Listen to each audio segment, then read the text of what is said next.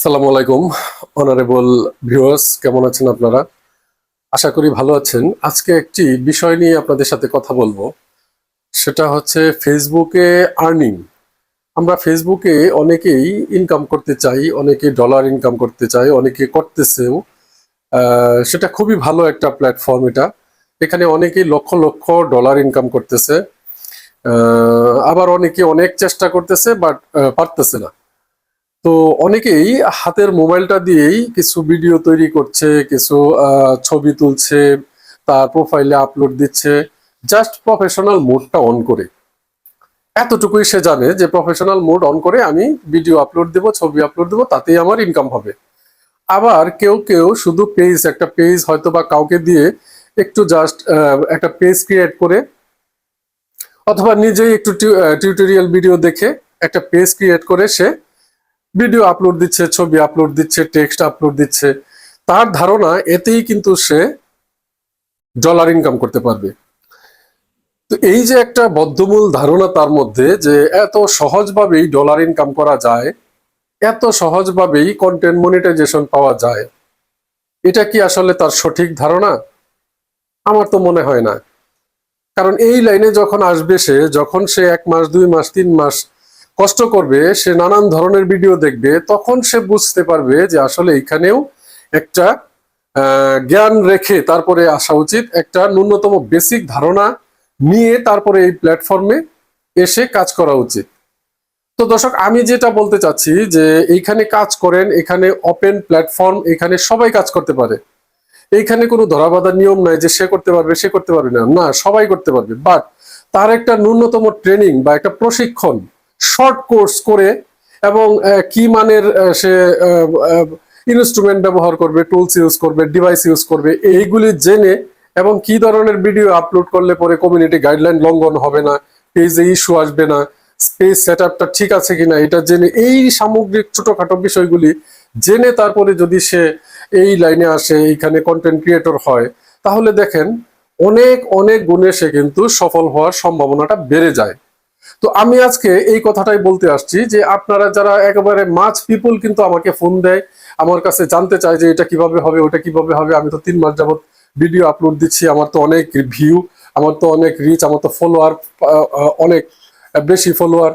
তো আমি যখন তার মোবাইলটা হাতে নেই এবং তার ড্যাশবোর্ডে ঢুকি, তার সেটিংগুলি চেক করি, ভিউয়ার্স বিশ্বাস করবেন না, এত আনাড়ি, এত অগোছালো, এত মানে সেট আপবিহীন, সে অথচ কাজ করে যাচ্ছে, 150-200 ভিডিও তার আপলোড হয়ে গেছে।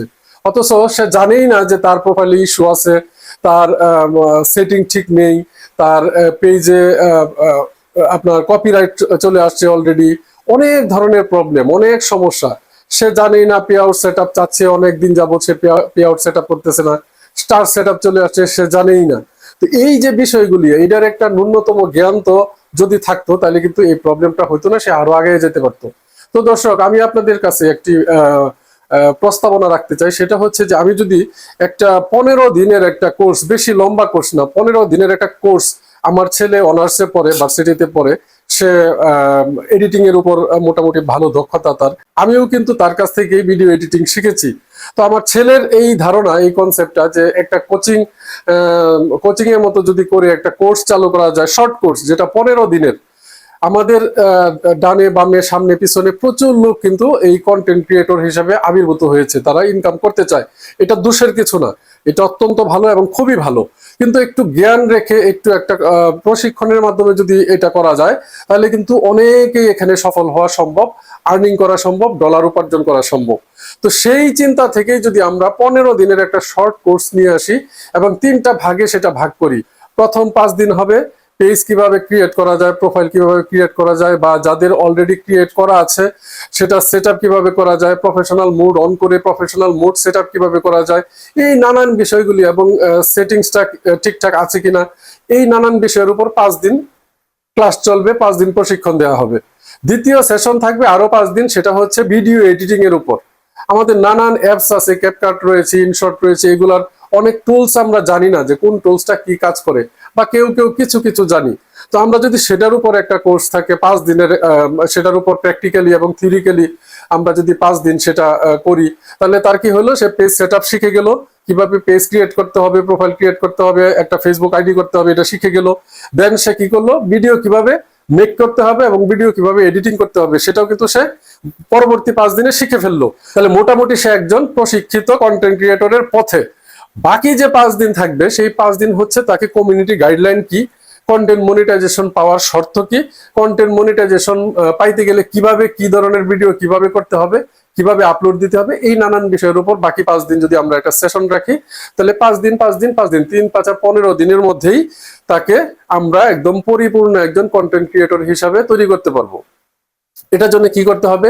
এটার জন্য আমরা প্ল্যান করেছি যে এভরিডে 3 ঘন্টার ক্লাস থাকবে। হ্যাঁ, 2 থেকে 3 ঘন্টার ক্লাস থাকবে প্রতিদিন, টানা 15 দিন। তাহলে তাকে আমি একদম শক্তপোক্ত একজন কন্টেন্ট ক্রিয়েটর তৈরি করে দিলাম। তারপরে সে কাজ করতে থাকলো, সে বুঝে শুনে জেনে বুঝে কাজটা করলো, এবং সে কোথায় যাচ্ছে, অন্ধকারের দিকে যাচ্ছে না আলোর দিকে যাচ্ছে, সে বুঝতে পারবে।